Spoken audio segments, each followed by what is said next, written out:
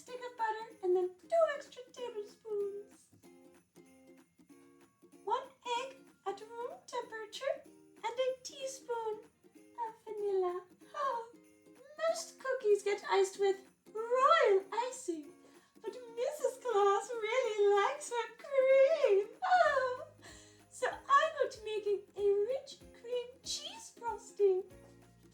For that, you're going to need a block of cream cheese that equates to about 8 ounces. At room temperature, you're going to need just 1 stick of butter. Again, room temperature. A teaspoon of vanilla, or you can measure this one with your heart. A 1/4 teaspoon of salt. And 4 cups of powdered sugar. You could use less, you could use more. It just depends on what consistency you like. Let us apron up and get started.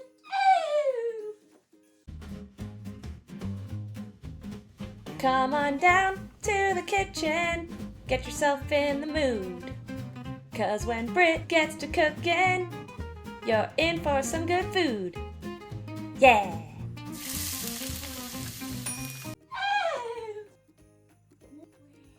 The first thing we're going to do is mix a lot of our dry ingredients.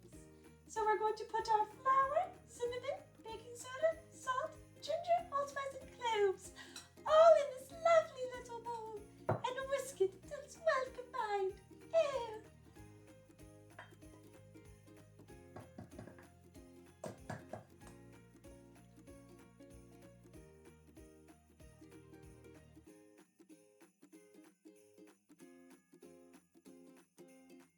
Oh, Gingerbread, you remind me of a time way back in the day when Santa was a bit younger, more virile and less gray-haired. So what I did there real quick is as I'm pouring the ginger, you can see it's quite clumpy, and I do not want it clumpy. So I'm just taking the edge of my whisk here to kind of squish it up. But not too much, because you don't want to pack it in. You want to be gentle.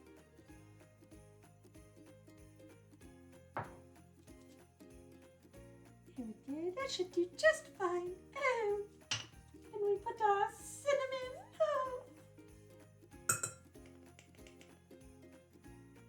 Oh, allspice. So much better than no spice. Oh.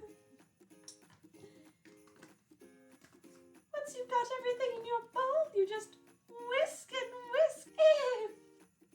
Now here I am scraping the sides of the bowl as I go.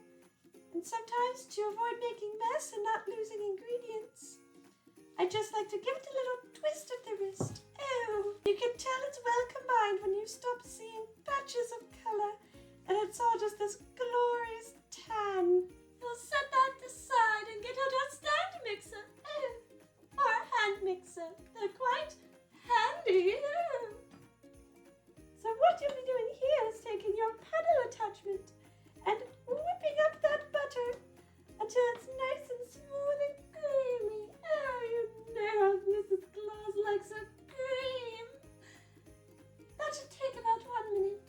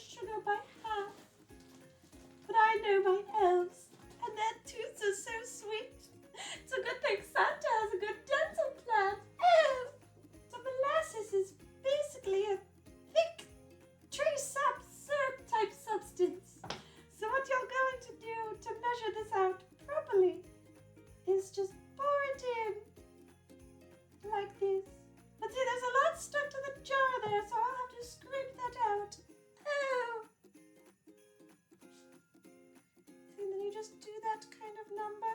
Oh yes, you scrape it all out. We don't waste molasses here in the North Pole. Oh, we do, thank Christ. I ran out of molasses in the little jar. We have to get out the Mrs. Claus jar. Oh, perfect.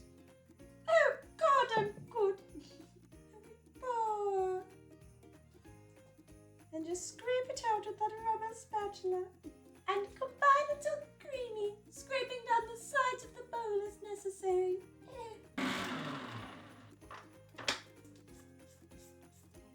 We'll mix it up just a little bit more before adding our egg and vanilla.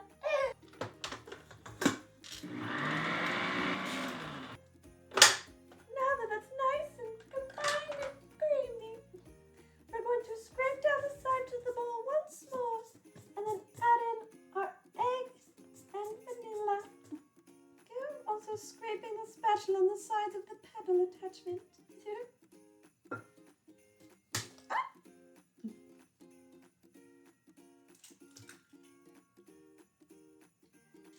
There we go.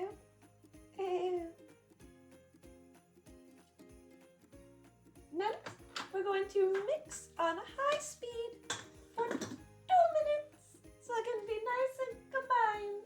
Just, you may be sensing a pattern here by now.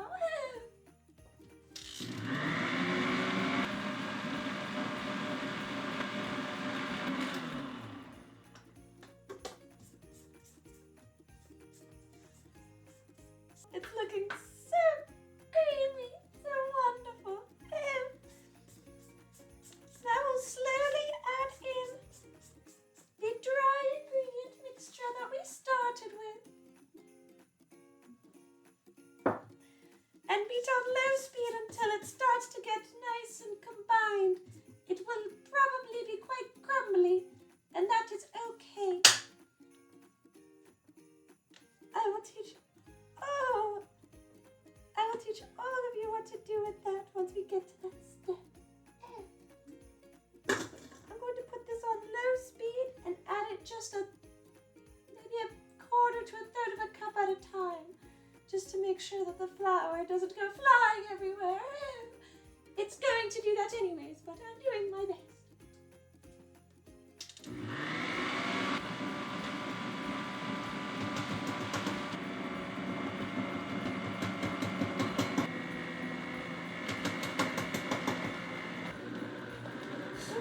Once you get to the end bit here, you can just pour the rest in.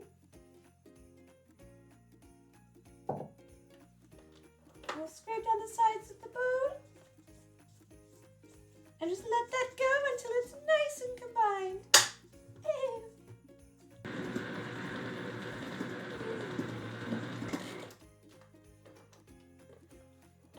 As you will see here, the dough is quite crumbly and not quite in a perfect little ball shape.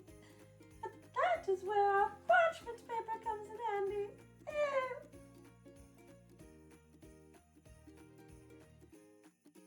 Now that we have our dough, crumbly as it may be, what we're going to do here is divide it in half. So I'm just going to plop it, crumbs and all, onto a piece of parchment paper. There we go. And we're going to use our hands to combine it into a cohesive dough ball and then press it down into a disc shape. I'm kind of pressing mostly with the pads of my hands here, the heel of the hands if you will, and just squishing it together so that it's nice and combined and cohesive. And we want to pat this out into a nice flat disc shape. All a happy family here in the North Pole. Now we'll repeat with the second half of the dough.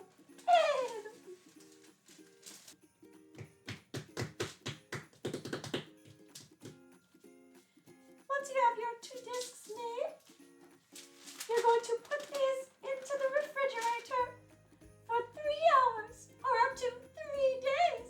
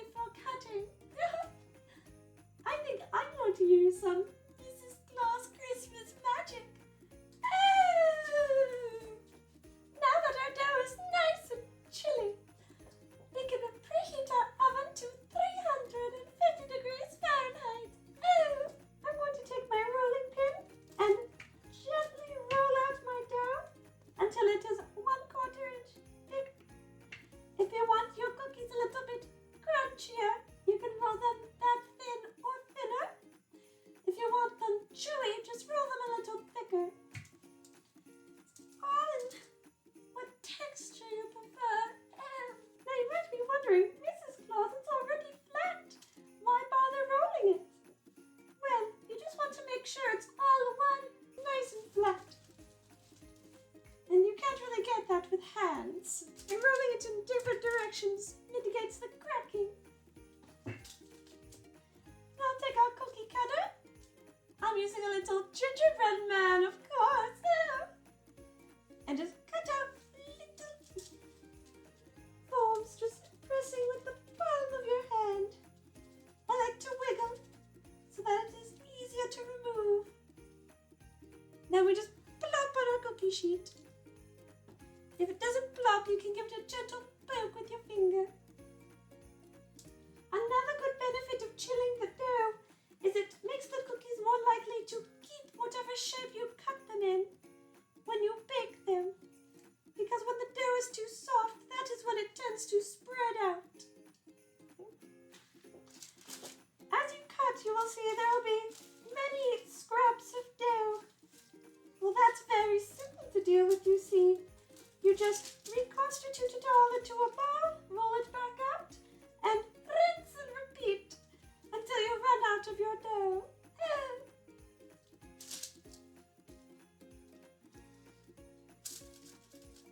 Mind you, the longer it's been chilling, the more difficult this might be. But it will still recombine just fine. Sometimes you have to put your shoulders and your back into it. You may get to the point, or I should say you will get to the point, when there's just not enough dough for the cookie cutter. And that's quite alright. I like to make these into just little circle gingerbreads. And then you have a little snack for later. I'm not putting these in my cookie boxes or any children's stockings. Oh no, these are for me. And again, just repeat this process with the other disc. When Mrs. Claus bakes cookies, she puts her heart, her soul, and her back into it. That is all that these trays are going to fit. Suppose it's time to put them in the oven. You're going to bake them for 10 minutes until the tops are nice and dry. Sweet as a Christmas cookie. That's me.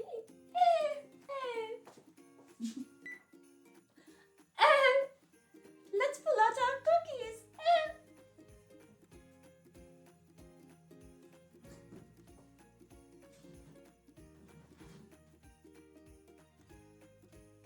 Oh, just wonderful. Look at these. Now, I'm going to have the elves pull out the cooling racks so that we can let these get nice and chilled. And, well, they don't have to be chilled, but at least cool enough to decorate so the frosting won't melt.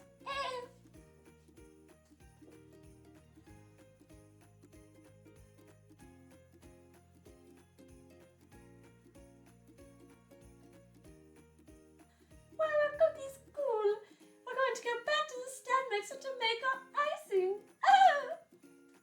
For your cream cheese frosting, you're going to take your block of cream cheese and your stick of butter and combine them together in your stand mixer until it's creamy, smooth, and lump-free.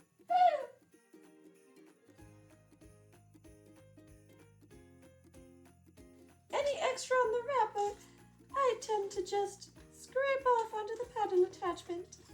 Waste not, want not. Just plop the butter in there. And as you mix, as always, scrape down the bowl as needed. Now we add our salt and our vanilla. And combine again. Only a quarter teaspoon, not a half.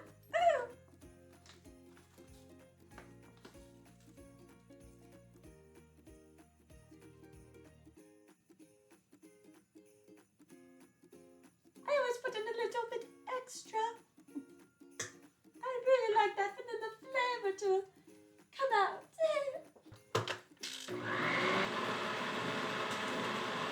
And finally, to really put the cap on our cream cheese frosting is powdered sugar.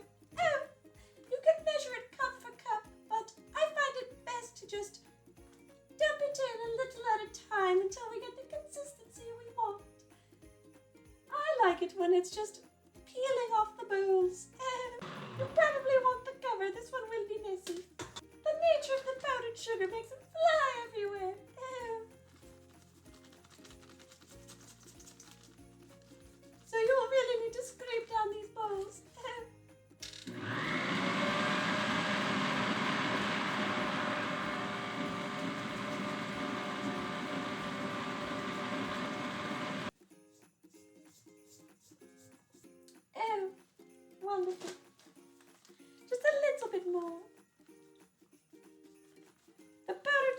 makes the cream cheese frosting nice and airy and fluffy. It's perfect. So we'll scrape it down one more time, and then we will get to making them fun colors to decorate our cookies with. Oh, wonderful. This is how I like my frosting to come out. Nice and thick. Now, you will want some to stay nice and white for certain kinds of decorations. But it's Christmas! But we're going to make things festive! I'm going to divvy up my icing into these 3 bowls and mix them Christmas colors. So I'm going to have red, green, and a little bit of black for the finer details. I don't know about you, but I want some extra when I decorate. So I'm going to go ahead and put all of my colors into piping bags. The black icing is for the finer details, so I'm not going to use a tip. I'm just going to cut a hole at the bottom, very, very small. Don't be afraid to use the bag to pinch it off with the spoon.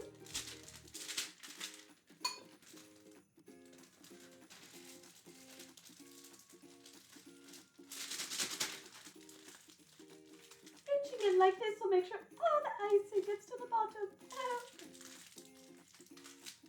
Another fun trick I learned in my younger days.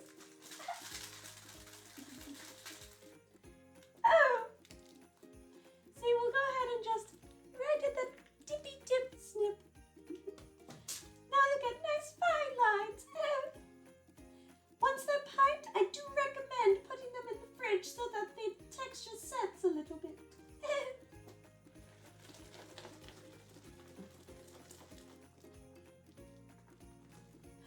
Oh no! Goodness, I've forgotten to put the piping tip in. The good news is there's a way to fix this. Not to fret. So I'm going to go ahead and cut the end off as such. We're going to grab another piping bag. Plop it in the bottom like we were supposed to do. Naughty Mrs. Claus.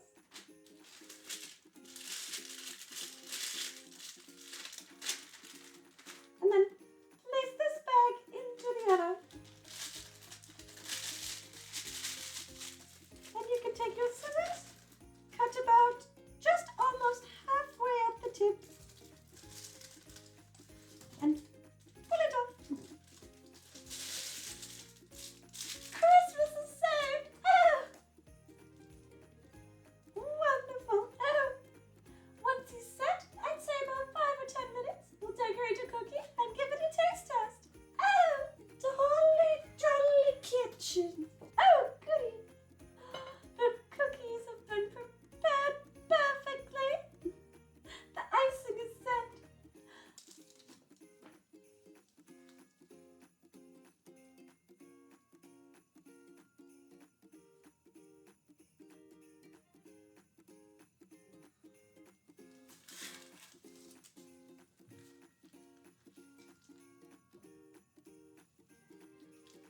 If you find your icing is set a bit too much, just give it a gentle massage.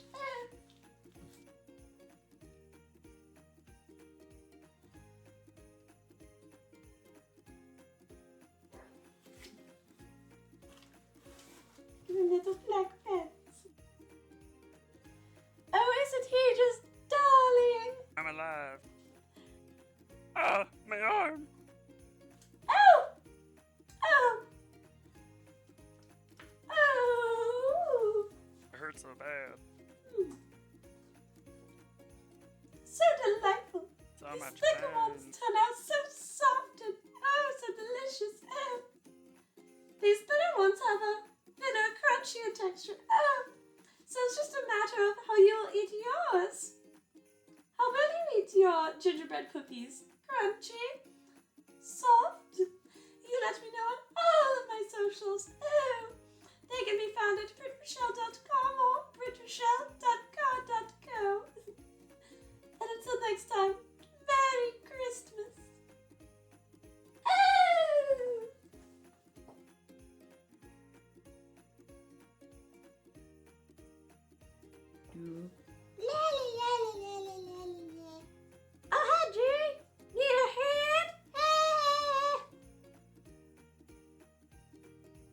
How could you say that? My arm just got eaten. Do you know what it feels like to get eaten just after you were born? Maybe I'll eat you. How about that?